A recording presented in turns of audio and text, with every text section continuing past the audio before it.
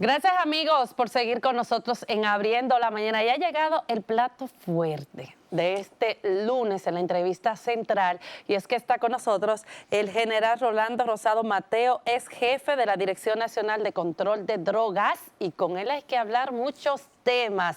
Por fin lo tengo aquí con nosotros. Bienvenido y buenos días.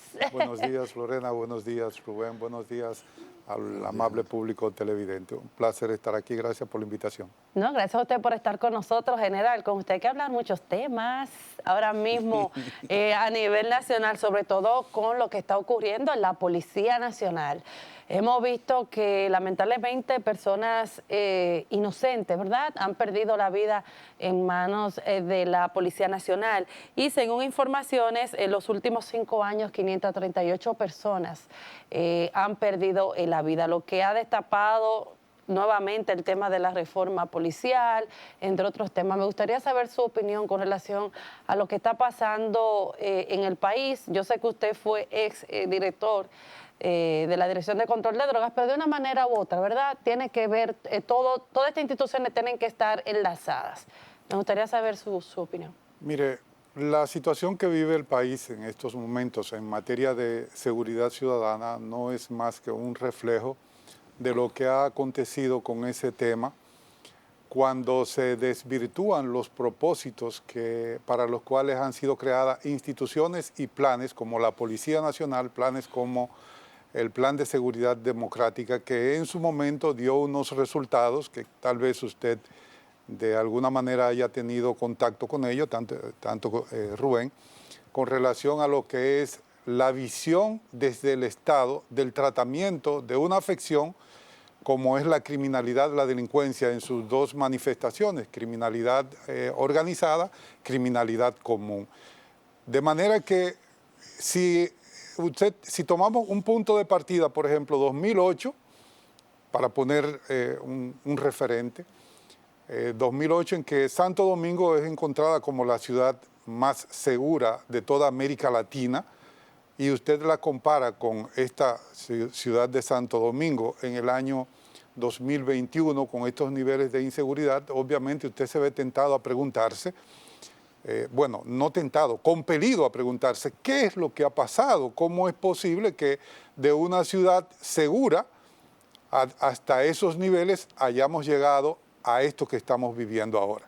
La respuesta obviamente no es más que un proceso mediante el cual el enfoque del trabajo con la seguridad ciudadana fue completamente desviado de sus, digamos, de sus objetivos originales, que es garantizar a la sociedad dominicana en su conjunto, no a un segmento de ella, el poder desarrollar su vida completamente segura, el poder hacer su trabajo, el poder hacer sus actividades deportivas, recreativas, etcétera, en un ambiente de seguridad tal y como lo establece la Constitución de la República, que en este caso se refiere a un Estado social y democrático de derecho con todo lo que eso implica. Me refiero a ese elemento conceptual introducido en la Constitución de 2010 y mantenido en las reformas subsiguientes a que ha sido sometida la Constitución de la República Dominicana.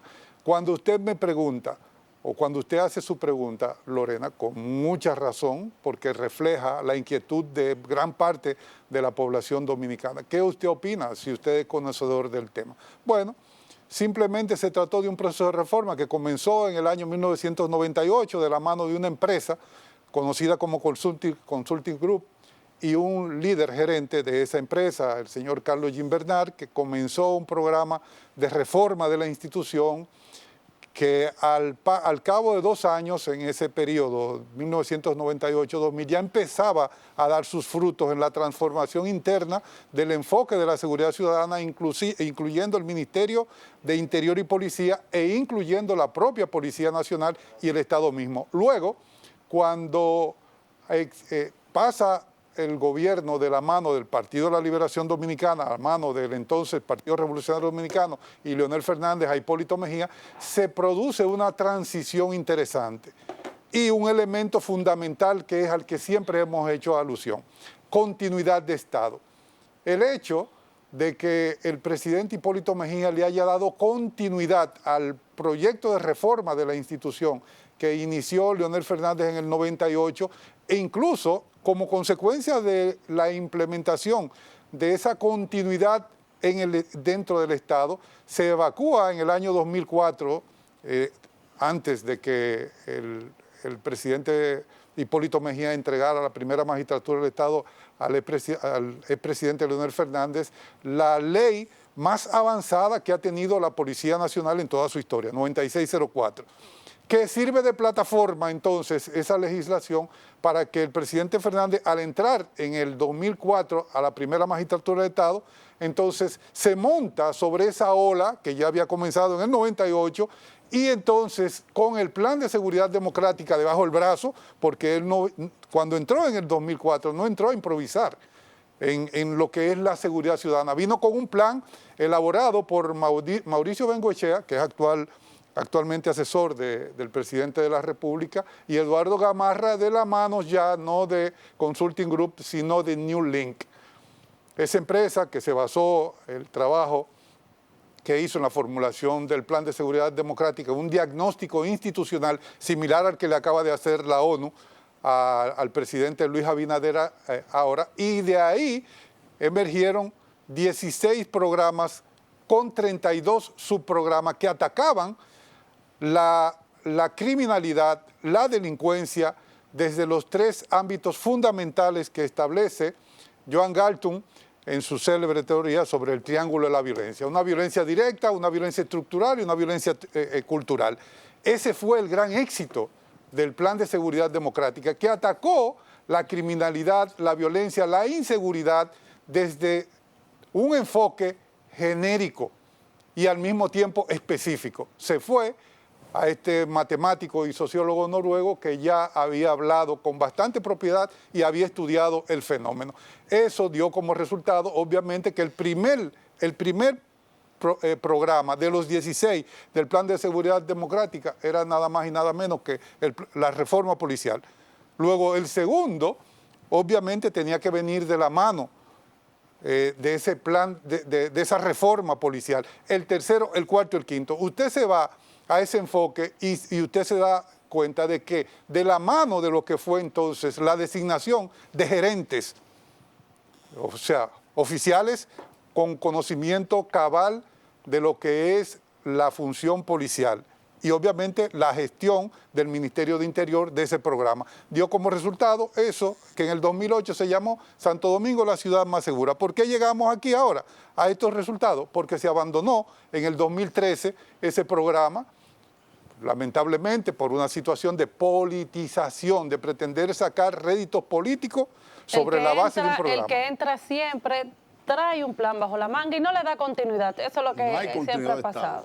Bueno, si es que había algún plan, porque se llamó plan, pero realmente entendemos que el plan que había no se correspondía, si es que, vuelvo y reitero, si es que se le podía llamar aquello plan en materia de seguridad ciudadana, porque evidentemente que había un plan que se fundamentaba sobre la base de una continuidad al frente de la conducción del Estado, utilizando la seguridad ciudadana para extraer réditos, para extraer simpatía, y eso obviamente que genera un enfoque distorsionado de los resultados. Usted dio un dato interesante, general, cuando se refiere, recuerdo que en campaña aquí visitó al entonces candidato presidente hoy, Luis Abinader, ese asesor que usted menciona, que fue quien de la mano con Giuliani, que fue alcalde de Estados Unidos, con Giuliani, hicieron una transformación en la sociedad. De la Policía Nacional, esta es una propuesta. Entonces,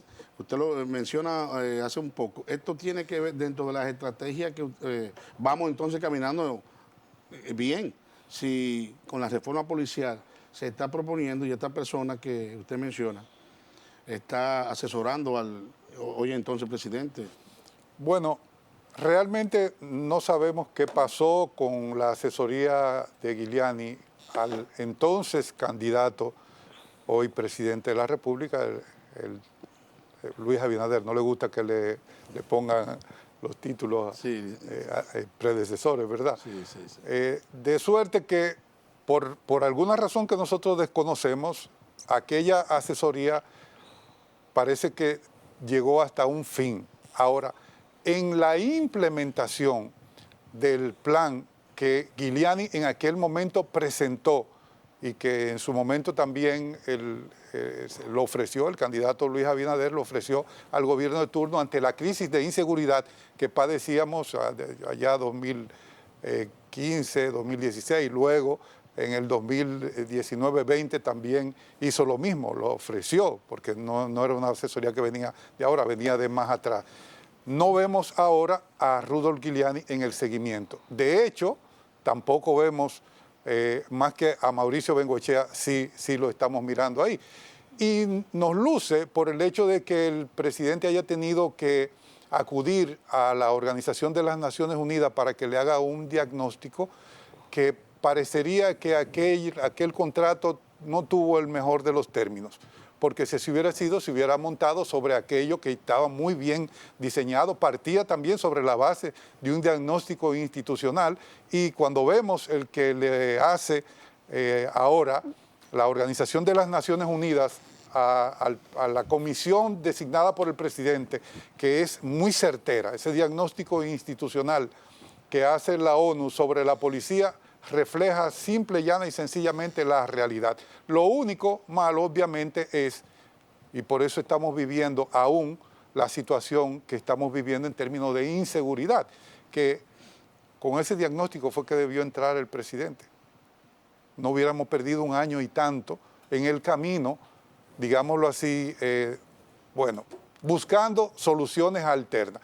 Parecería como si aquel plan no se pudo ejecutar, no se pudo poner en vigencia y tiene que empezar de cero con la designación de esta comisión y la contratación, obviamente, por parte de la Comisión de la ONU para que haga este diagnóstico institucional. Por ejemplo, en ese sentido, vemos una comisión encabezada por el señor Servio Tulio que va a llevar a cabo, ¿verdad?, una supuesta investigación de lo que está ocurriendo en la Policía Nacional, que los próximos días dijo que ya iban a dar el informe. Pero también hemos visto que ahora el presidente Luis Abinader, con las nuevas medidas, ¿verdad?, que ha implementado, vamos a tener la asesoría, por ejemplo, de España, de la Policía de España, pero también la de Colombia, que está muy preparada con relación al tema de la delincuencia, de la FARC y sobre todo del crimen organizado, que en este fin de semana detuvieron al narcotraficante alias Otoniel, que después de Pablo Escobar ha sido el más buscado en Colombia. Me gustaría saber su opinión con relación a estas medidas que el presidente Luis Abinader va a implementar, estas asesorías. Me parece que van orientadas dentro de lo que es la Estrategia Nacional de Seguridad Ciudadana. ¿Es acertada, según usted? Sí, entiendo que sí, que el hecho mismo de que, bueno, esa estrategia parte de lo que en principio uno ve en términos personales al presidente de la República decir que en materia de lo que es la reforma policial ni se cansa ni lo cansa. Es la primera. Algunas personas dicen que ellos expresan una voluntad política clara y precisa de transformar la policía, pero ¿qué resulta? Que el tema de la reforma y la transformación de la policía no es asunto de 6 meses, 1 año, 4 años. El tema de transformar la policía, que ya se había iniciado, ese proceso ya se había iniciado. Como esta es la 4ª reforma, ¿verdad? Me parece. Sí, correcto. Intentos de reformas en sí, con base, realmente el primero comienza, se habían hecho, digamos, maquillajes cosméticos, intentos... ¿Cómo sí, maquillajes cosméticos en general? Transformaciones superficiales que no atacan la causa fundamental porque no parten de un diagnóstico... ¿Por falta de voluntad? No, porque no parten de un diagnóstico certero.